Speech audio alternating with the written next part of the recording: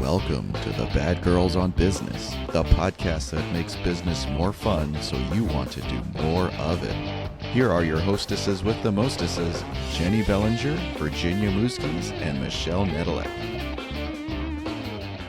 Hey, welcome back to another episode of the Bad Girls on Business podcast. We are the only podcast out there that is safe, sane, and consensual. We'll be as nice, as naughty, or as kinky as our guests like, and we're even going to give them a safe word. It's meatloaf, because we do anything for business, but we won't do that. And today's guest is the lovely, the brilliant Melinda Cohan. She's the author of The Confident Coach and the CEO of the Coach's Console. And through her coaching and software, she removes the complexities of your business so you too can build a business you love, attract ideal clients, and make a lasting impact. And I did it again. Now let's meet our hosts and our co-hosts. I'm Virginia Muskies, the referral diva, Jenny. I'm Jenny Bellinger. I'm your direct sales dom, helping you whip your business into shape. And I'm Michelle Nedelec. I'm your mistress in business, helping you get it up and keep it up. And of course, we're talking about revenue and profits. Amen. And now we're going to talk to Melinda Cohan, and I already told you who she was. It has been a while, you ladies, since we've done these, and I'm out of super practice. So, hi, Melinda. Hello. Well, it fits right in because I help make your back end sexy. So it's the back end of your business. So that works out quite well. She's going pinky. I like it. She was like, well, maybe naughty. Well, maybe not. Well, okay. So with that in mind, how long have you been helping people with their back ends? 18 years. And most people don't like help in that area when it comes to their business. They just want to ignore it. And then it gets out of shape and it goes bad fast. Getting up in their business. All that getting up all up in their business. Yeah, all that hail damage. Side of it. Yeah, all that hail damage that we ignored for that amount of time by not working out, eating whatever the hell we wanted, and then, middle age hit and our metabolism went into complete reverse, right? Business wise, that's what happens, right? Like I was gonna say, and although she's cute and fit, that's not what Melinda actually does for a living. She is not a personal trainer for your backside. She is a personal trainer for your coaching business. It's an analogy. It's an analogy, y'all.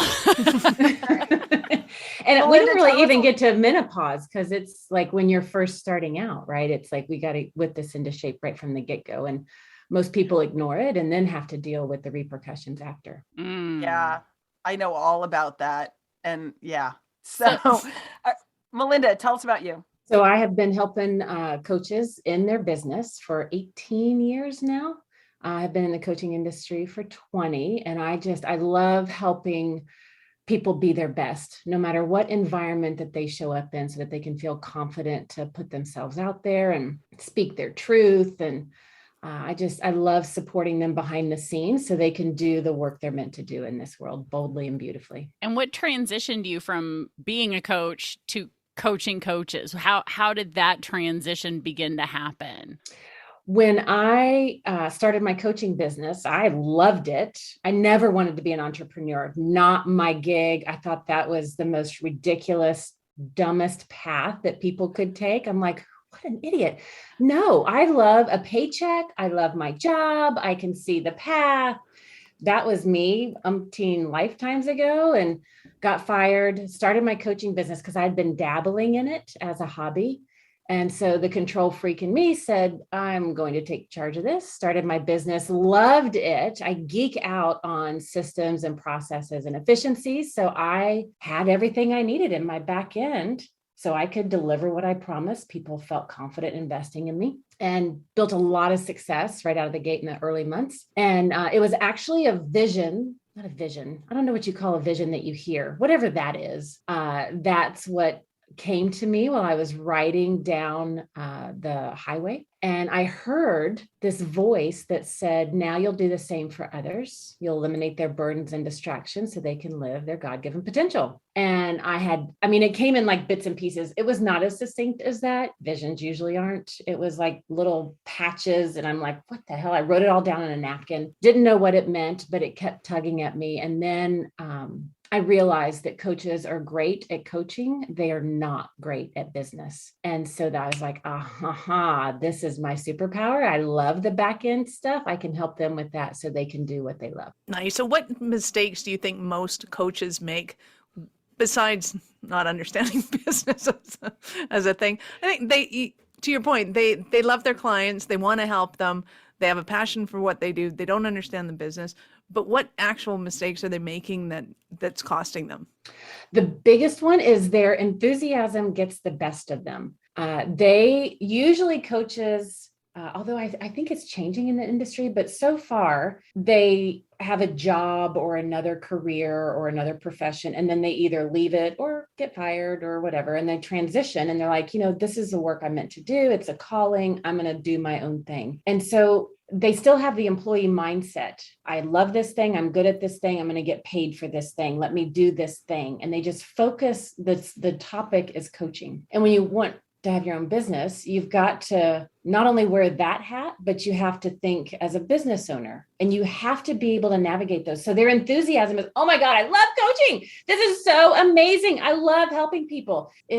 Yes, they want to make an impact, but they just love the spot of coaching. They love the reflecting and the reframing and the asking and the getting curious and all of that. And they're like, oh my God, I just want to do more of this. And so their enthusiasm takes over and they're like, let me find clients so I can do this thing. I just want to coach. And it's like, whoa, there's the mistake right there. Time out. Yes, eventually you'll get to that. But if you don't have the means in place so that people can find you, you know how to talk about what you're doing.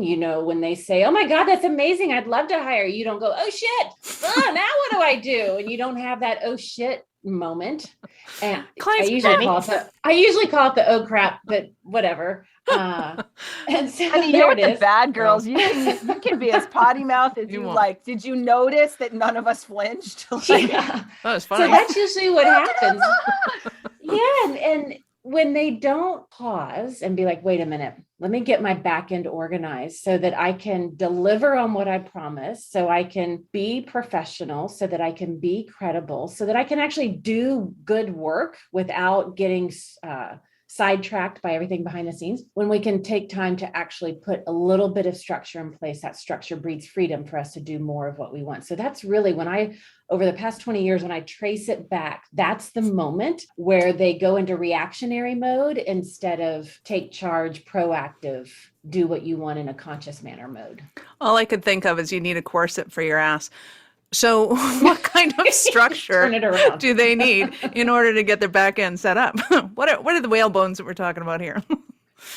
So the core areas, branding, which is not your website, it is not your logo, it is not your business card. Like, you can have a very thriving business without any of those things. So it's not that, but it's about the alignment of the challenges you help people with, the results that they experience, and the transformation, knowing how to articulate that, and then everything being in alignment with that. So the branding, the list building, it's your number one asset, not your coaching, not the transformation, not the results, your list, right? Even in the world of social media, still our list is where we have total control. And so making sure that you're consistently growing, nurturing those relationships, even though it might be automated online, it is still very personal, high touch, to converting and enrolling, to exquisite client support. Supporting your clients is not just showing up for the actual appointment. That's one component of it. But that's a hobbyist approach if that's all you're doing, right? That's not acceptable when you have your own business. So we teach what we call exquisite client support, and then referring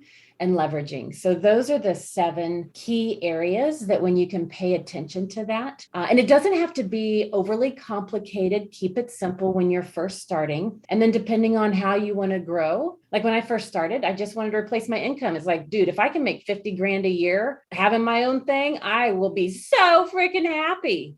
And that happened. And then it's like, I wonder how far we can go. And then I just got curious, right? And so you just optimize all those areas to keep on growing to the next level. So I'm super curious.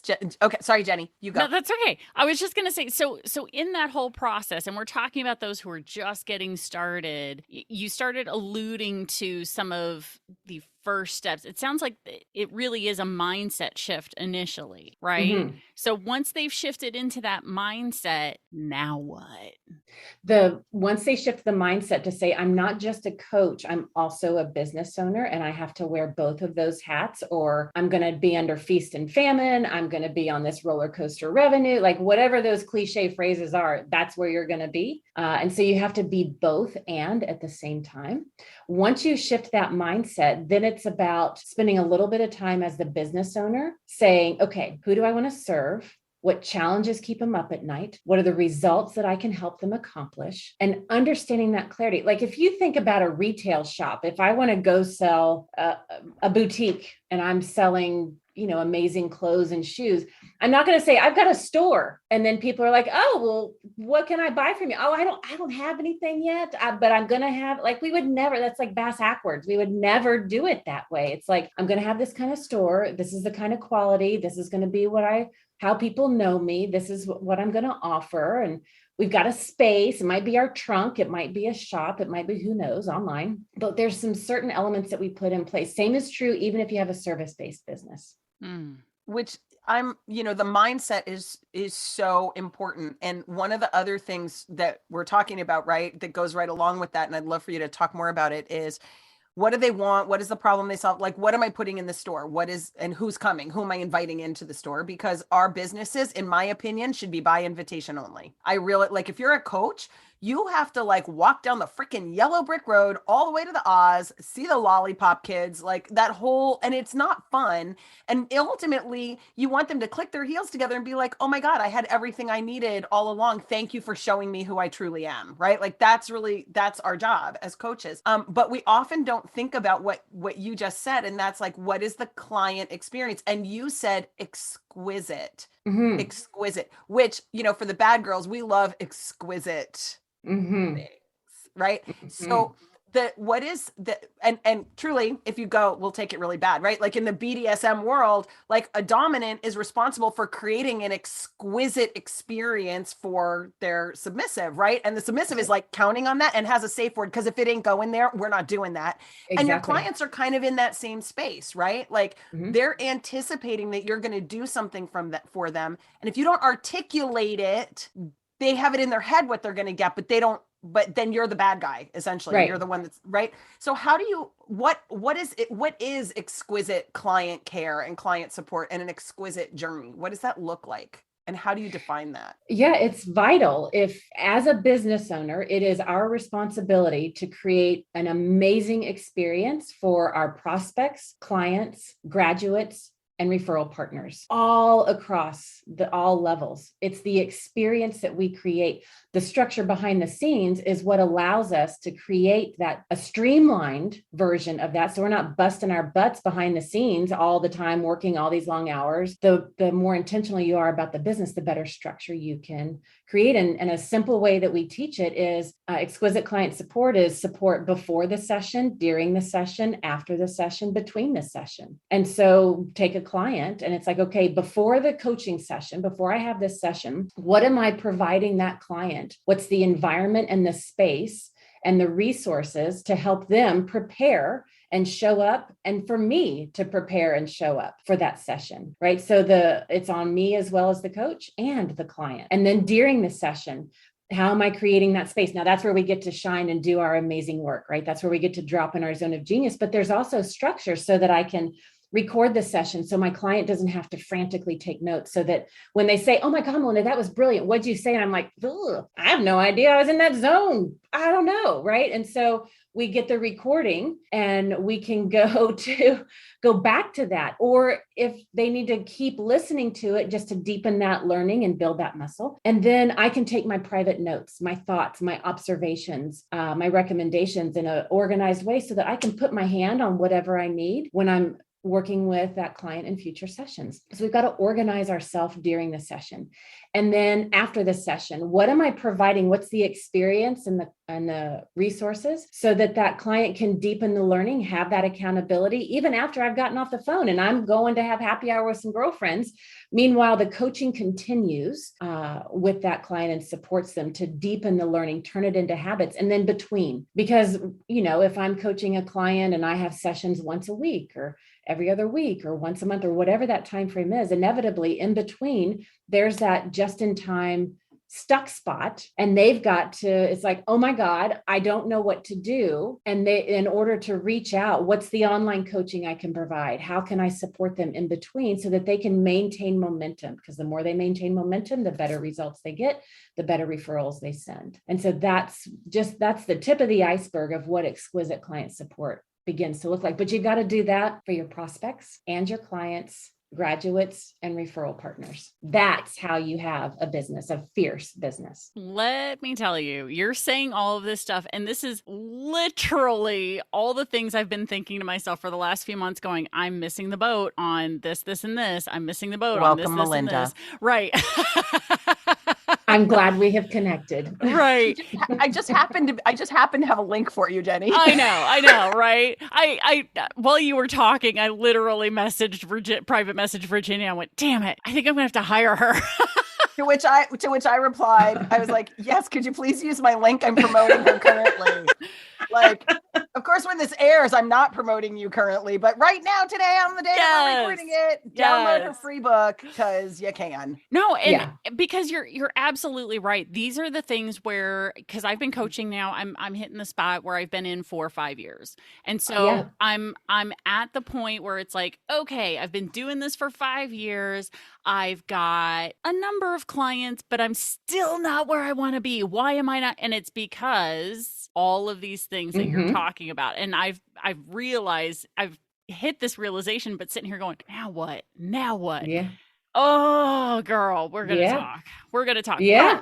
But I think it's really interesting that in this process as a coach, right? So anybody who's listening right now who doesn't call themselves coach, but maybe consultant, maybe, whatever it may be, you can still take any of these concepts that Melinda's talking about and apply it to your business, right? That the customer journey is a thing. The referral partner journey is a thing. The prospect journey is a thing. What does it look like, right? So as you're working with people through this, as you're working with your clients through this, right? Because now we're talking to the prospects. So now, so Melinda, here you go. Go Just go ahead and sell Jenny right now on your on your system because she's buying this afternoon. We'll just watch, observe, and we just model. Want to watch you do good. your thing, so, Teach us how this works. One of the resources that we have is what we call the Coaching Business Roadmap to Success. And you're exactly right. Like, I use the word coaching business.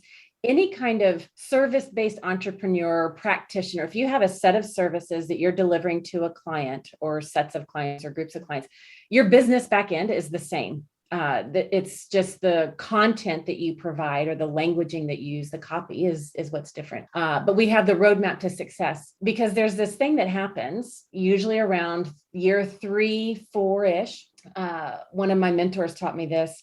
What got you here won't get you there. She called it the range of acceptability, right? And so everything that you used to do probably worked so good. You were getting clients, you were converting, it was happening, you were making that money. And then you hit this point, and you're like, well, nothing I do is making a difference. And so now what you used to do, you're outside of that range of acceptability. If, imagine the triangle getting to a smaller point. And so what used to work, now you're outside that range and you have to optimize, tweak, or adjust that same strategy, that same approach so that it still fits in with the range of acceptability. And that is when you kick in and you're like, I'll be damned.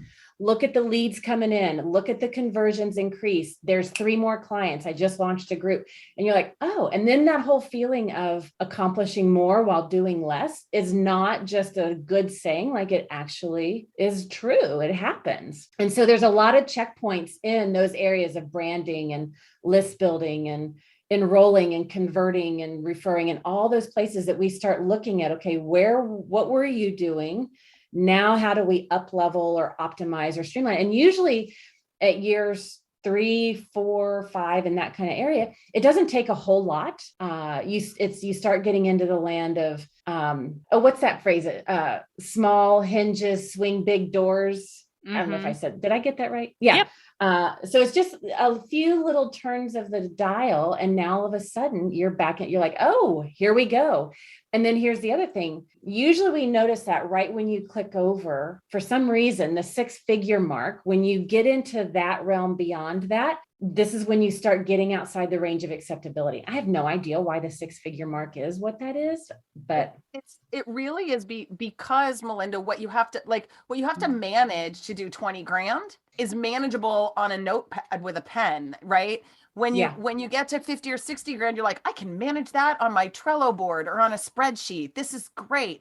But then you hit the 6-figure mark and you end up in that space where there's just no more time. There's no more time to scale. There's no, so in your, like on your website, you talk about, it says like, okay, launch, coach, automate, scale. So I think the 6-figure mark is in that space between coach and automate, right? Exactly. Where you're like, there's no more time. That's why like my referral process is so important, because if you're just running around cold calling in person, you're wasting a lot of time. You need 5 solid referral partners that are filling that funnel every single month. And they're doing, so when you get that, once you get that in space, and then you're like, well, shit, now I can't deliver I'm getting all these referrals. I'm getting all this stuff. Now I can't deliver because I don't have systems and I'm disorganized. And I think that's the 6-figure mark. It's where there's just more business than you handle. So you're like, I wish people could see the video, but it's like you're juggling, running downhill and about to fall on your face and dropping everything because it feels like that. Yeah. Yeah, it sure does.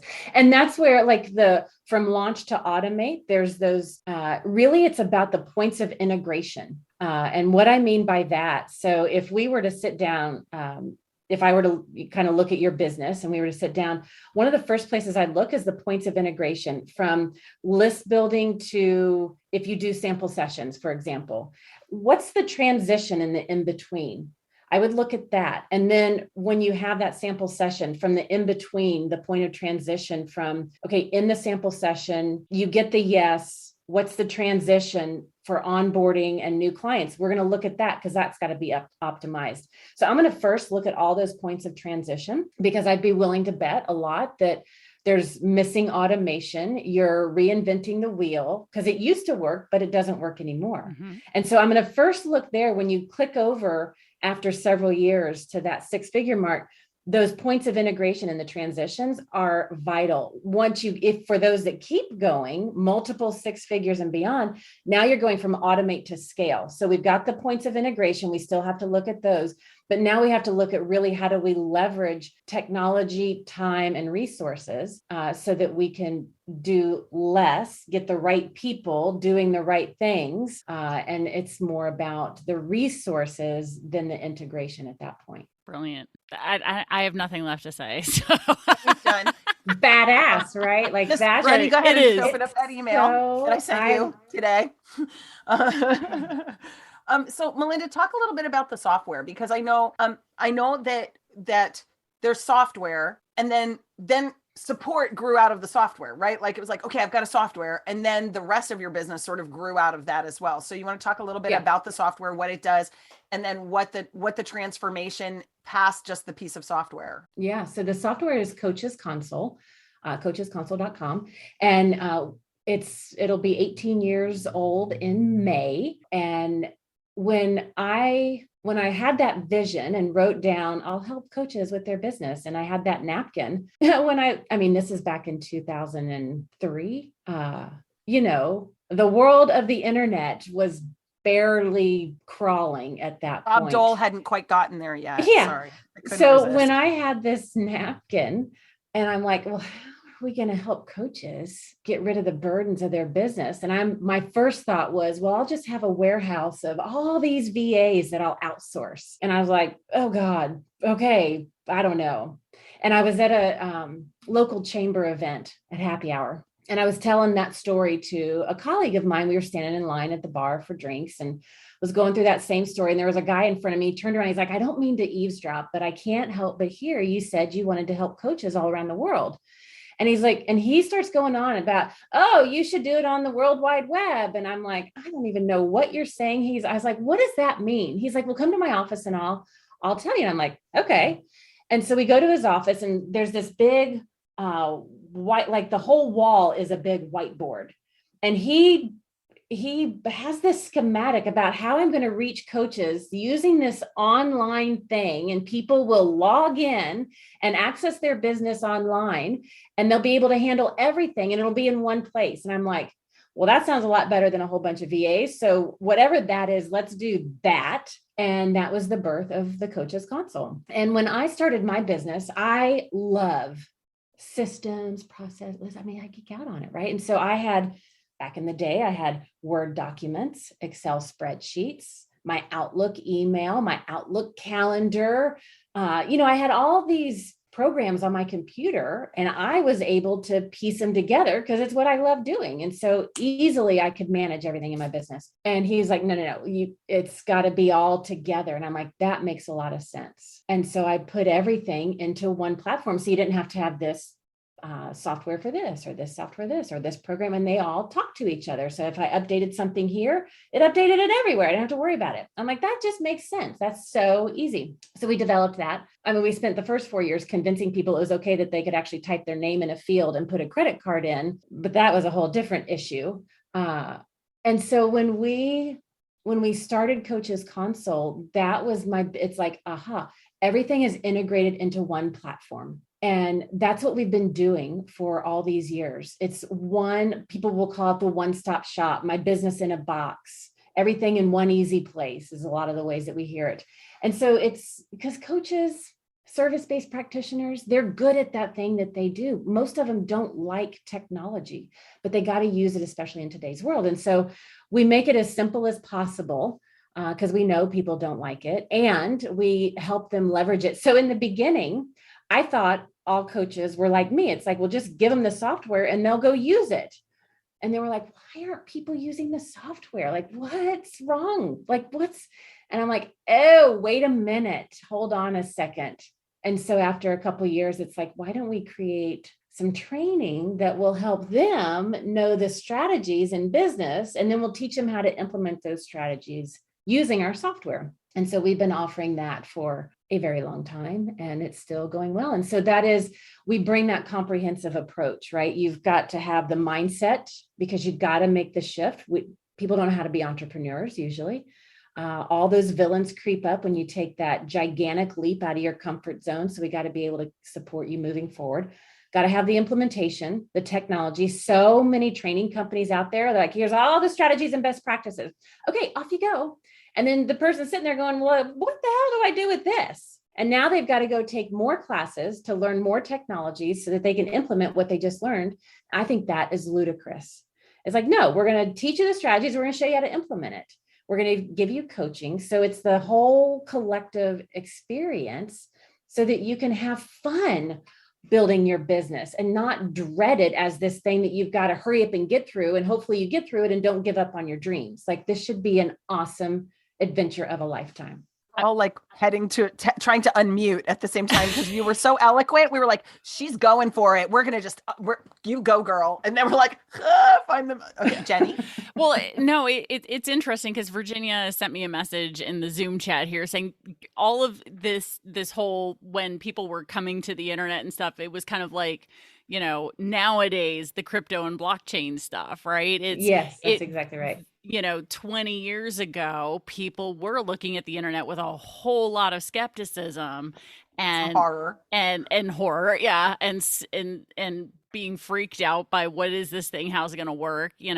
So where do you see the next iteration of your business going with all of this to help support? What's the next step for Melinda and the Coaches Console? Like, do we get a peek? Well, I think it's more of the same because so much of the technology that's out there there's kind of two aspects. The technology that's out there, most, and this is probably a smarter way to do it. It's not the way I believe, but whatever, it's my way.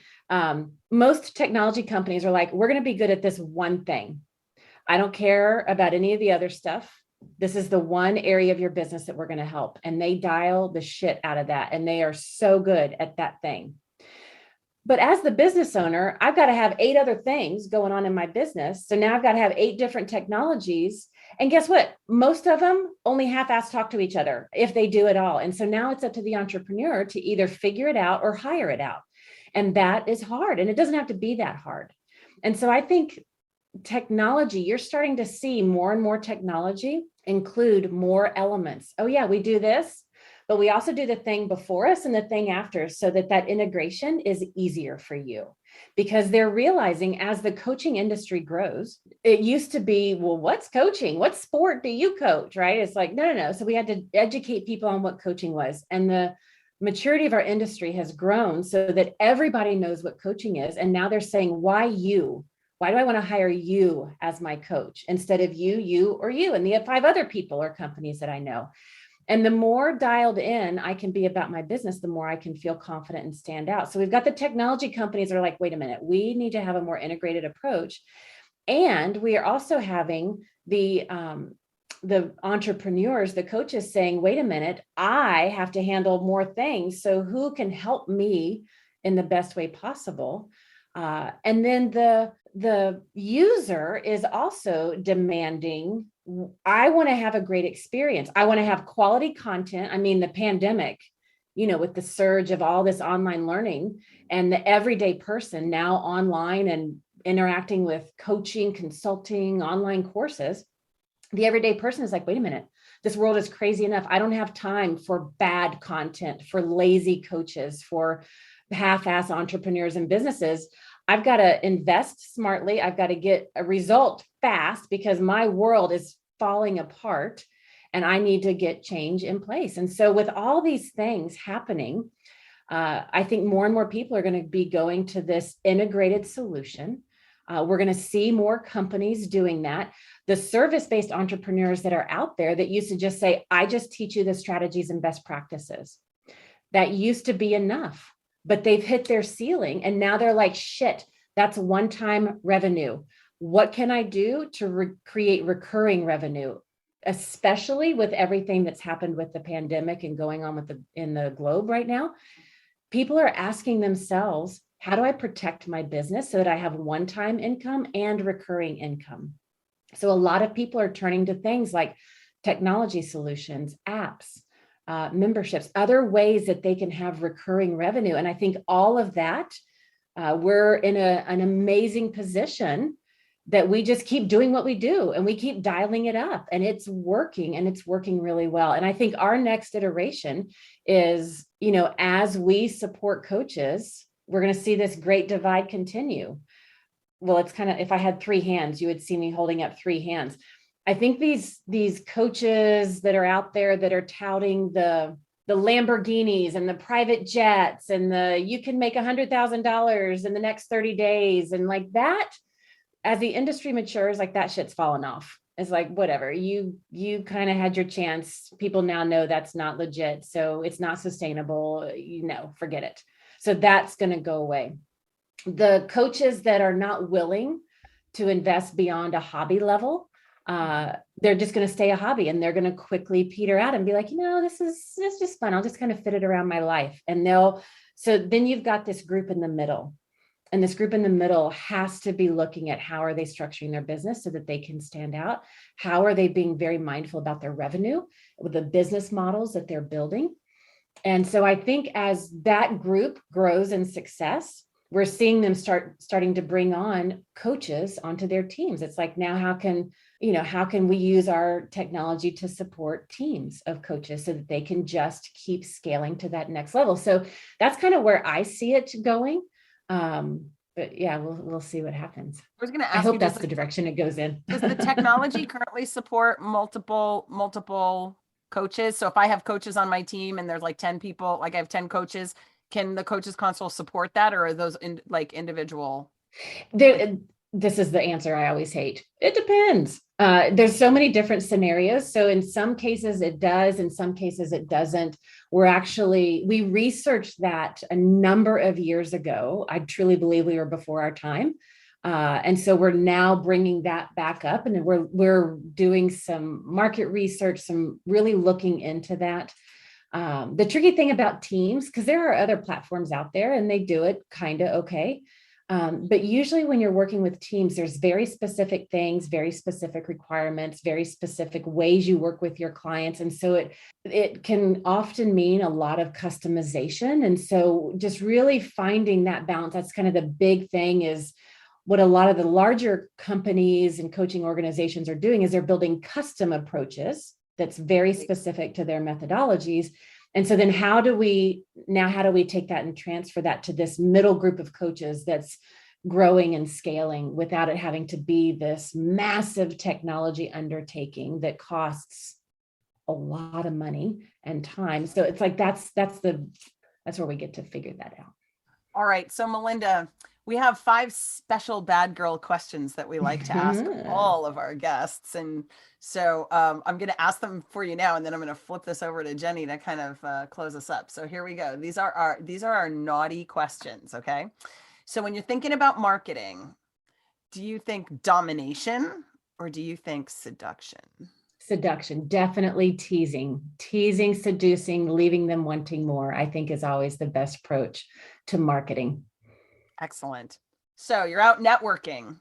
Are you an exhibitionist or are you a voyeur? Ooh, I'm the mysterious one in the corner, where people are like, what is that girl up to? And I make them approach me. Okay. Leadership, gentleman dom or power sub? Ooh, pleasure queen. I don't know if that's an option, but I would say pleasure queen. I would make up a category. Changing up our questions, you guys. I like her. All right. Building a team, married or mistress? Married. Okay. Entrepreneurship, monogamy or polyamory? Monogamy. All right. That's great. No commentary there. She's just like, just monogamy. Just monogamy. That's how I roll. Well, Melinda, thank you from the bottom of my heart for being here. And I'm going to turn it over to Jenny to take us out. Jenny? Yes. Melinda, first of all, thank you for being here and sharing your knowledge, your information with us, letting us know all of these little things, because all the coaches, all the entrepreneurs, all the consultants, I'm sure, who are listening to this right now are like, yes, this is good. I want more. You did a great job leaving us wanting more. So thank you. Oh, good. First of all. Good. Yeah, I want to be able to get my hands on your back end to help make it sexy. Absolutely. So thank you, Melinda. And if you are interested in Melinda and helping her, and her helping you get your back end sexy, make sure that you grab your phone, click on the episode, scroll up just a little bit, because all of Melinda's contact information and the link to get her Confident Coach book is in there as well. So that way you can get access to Melinda and all of her juicy stuff to help you make your back end more sexy. And make sure you also connect with the Bad Girls on Business by going to badgirlsonbusiness.com. Check out all the gifts that each of the Bad Girls has for you right now, and take a look. Make sure you check around for that Easter egg on that website. It's so much fun. And stay tuned, because there is another badass episode on its way.